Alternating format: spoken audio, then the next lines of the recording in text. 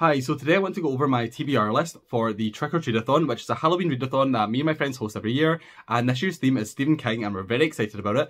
And we would love for you to join us. So if you want any further information on Trick or Treat-a-thon, I have a video I uploaded a couple of weeks ago that has all the announcements, all the information, and goes over the prompts in a little bit more detail. But if you watch this video, you will get an understanding of the prompts, and you can also go to our Instagram and get all the information there.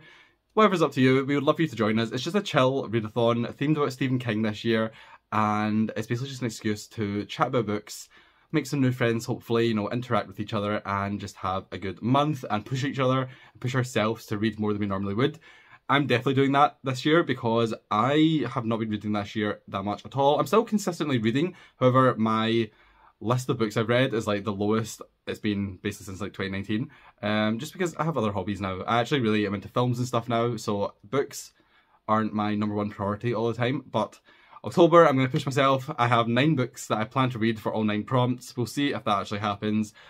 I've given myself a little bit of leeway. There's some that I can prioritise over others, and then there's some that might just not make the cut. But the goal is to read all 9 books that I'm going to talk about today. So if you enjoy this video and you want to see more from me and you want to keep up with Trick or Treat-a-thon, hit the subscribe button. Please leave a like if you like it. Leave a comment, let me know your thoughts on any of the books I talk about.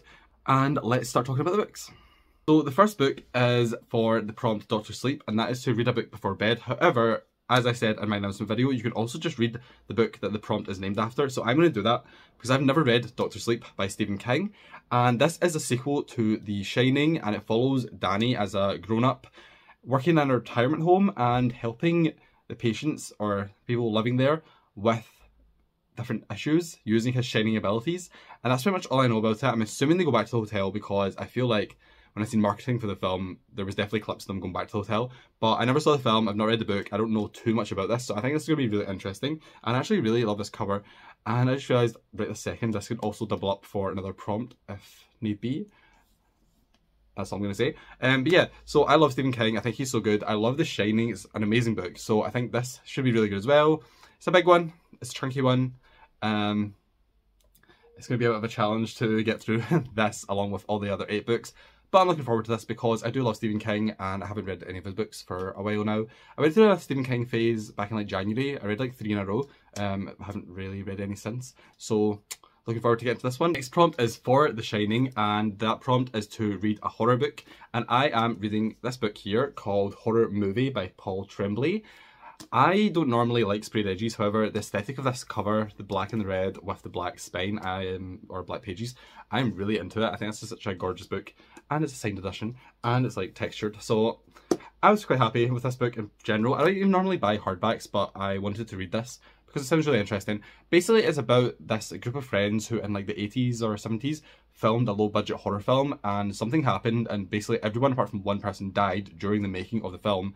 And then it's all these years later, this is kind of like a legendary film with a lot of, urban legends surrounding it, and it's taken on like a cult status. And they're making a remake of the film that all of his friends died in, and this person is back in the production, helping with it, maybe starring it, I'm not sure. And then things start to get weird again, and secrets will be revealed, I'm assuming. That's all I know, that's basically all the blurb tells you, and I think that's a nice little blurb because it's a little bit vague. Doesn't tell you too much, and I think this is going to be really fun. The fact it's just called Horror Movie appeals to me as well because I do just love horror films. And it's like a gorgeous little book, and it's not too long. That's like my main thing when I read the books nowadays. I'm like, how long is it? How long is this going to take me to read? Because my pace is just not what it used to be. But this sounds really good, and I'm excited to get to it. The third prompt is for Carrie, and that's to read a book with a protagonist that you would like to protect. And you kind of just have to guess this one unless you're going to reread, because you don't know if you're going to like the protagonist until you read it. But I feel pretty confident about this one. So this is the Henna Wars. I picked this up a while ago from Aldi. Funnily enough, they were doing some sort of really cheap book sale, and it sounded cute. It's basically about 2 young lesbians. I think they're teenagers because it mentions parents in the back, and their cultural issues with lesbianism, and then also it mentions like a rivalry, so I don't know if this is going to be like a rivals to lovers situation, but I just think it sounds cute. And I feel like when a book is about a young teenager who is coming to terms with who they are, you always just instinctively want to kind of protect them, so I feel like this book is going to fit this vibe pretty well. Yeah, I think this will be cute. Don't know too much about it, but I think it'll be fun. Prompt 4 is to read a book with an animal on the cover, and this is for the Cujo prompt. And I am cheating a little bit, but also it's my readathon, so I can cheat if I want. And I think you should all cheat, you know. If you kind of have to squeeze a prompt in there that doesn't really fit with the book you want to choose, it's fine, just make it up. It's all for fun. I'm going to read this X-Men book, and you know, there is an animal on the cover. There's the penguin little logo there. And also, this character here, I think his name's Angel, he has wings, so he's basically an animal. But yeah, so this is one of the Penguin Marvel Collection classics, and I love these. I've spoken about them so many times, but they're just a collection of different older comics from the early days of Marvel. And this book is all about the X-Men, and I've enjoyed all the other ones that I've read. I have them down here. Oh, yeah, they're out of frame. I've got a few of them. I've read them all, and I enjoy them all. This is the only one I haven't read yet, so I think I'll like this. I went through a big X-Men phase earlier this year because obviously Deadpool and Wolverine was coming out, so I rewatched every single X-Men film in the lead up to that, so I could get, you know, my brain fully in the X-Men world. And I do love the X-Men as characters, but I've never read any of their comics at all, so I think this will be fun. And also, it breaks things up because obviously the rest of the books so far have all been novels, so it's nice to mix things up with a little graphic novel comic situation, just to make things a little bit easier. Although, saying that, sometimes these take longer to read than you'd expect, but I think it'll be fun. I like the X-Men, so hopefully it's good. Next prompt is for The Mist, and that is to read a book featuring monsters, but I'm just going to read the book The Mist. It's actually a novella, short story. Some people say it's a short story, some places say it's a novella. I think it's about 150 pages, so in my head that is like basically a novel.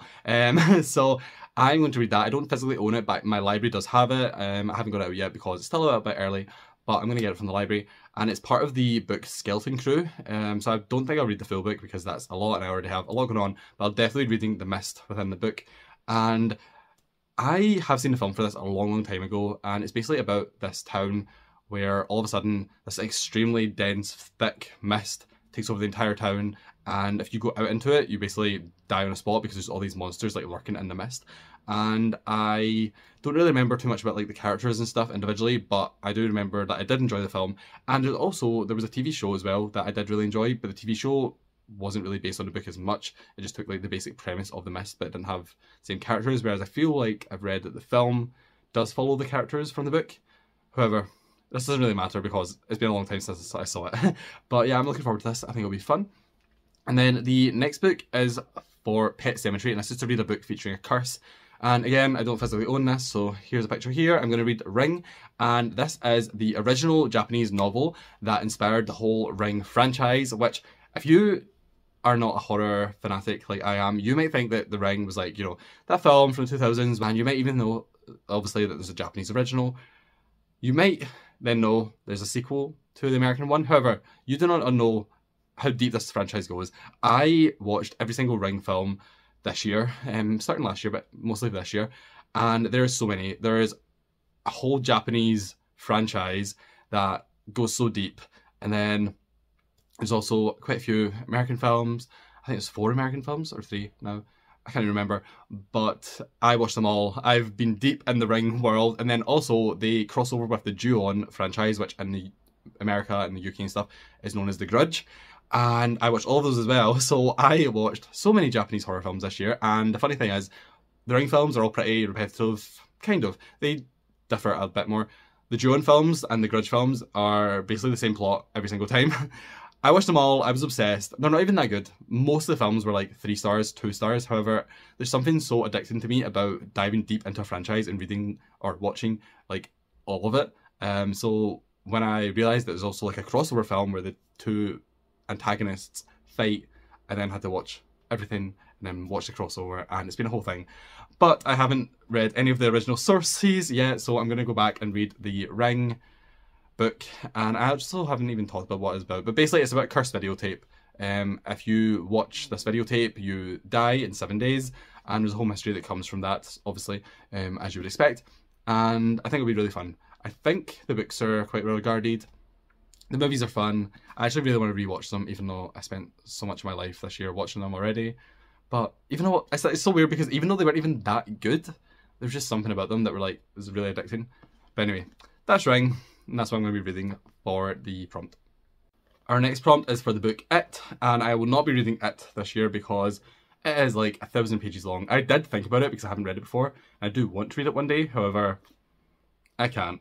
I've got enough to focus on. You know, if I read it, it's probably going to be the only book I read for the rest of the year because it's so long. So instead, because the prompt, I've instead the prompt. Sorry, I'm very hungover. I'm trying to film this video, and I keep losing my train of thought a lot.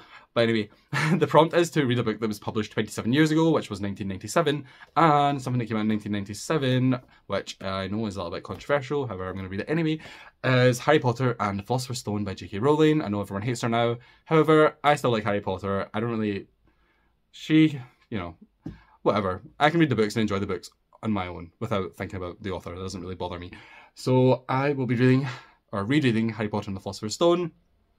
I don't need to go into what this is about, you already know, but it's short, it's a middle grade YA, so it'll be, again, a nice break from some of the bigger books that I have on my TBR, and yeah, looking forward to it, but I feel like, I don't know, y'all know. Okay, again, going a little bit out of the box here for Gerald's game, which is to read a book featuring a toxic relationship.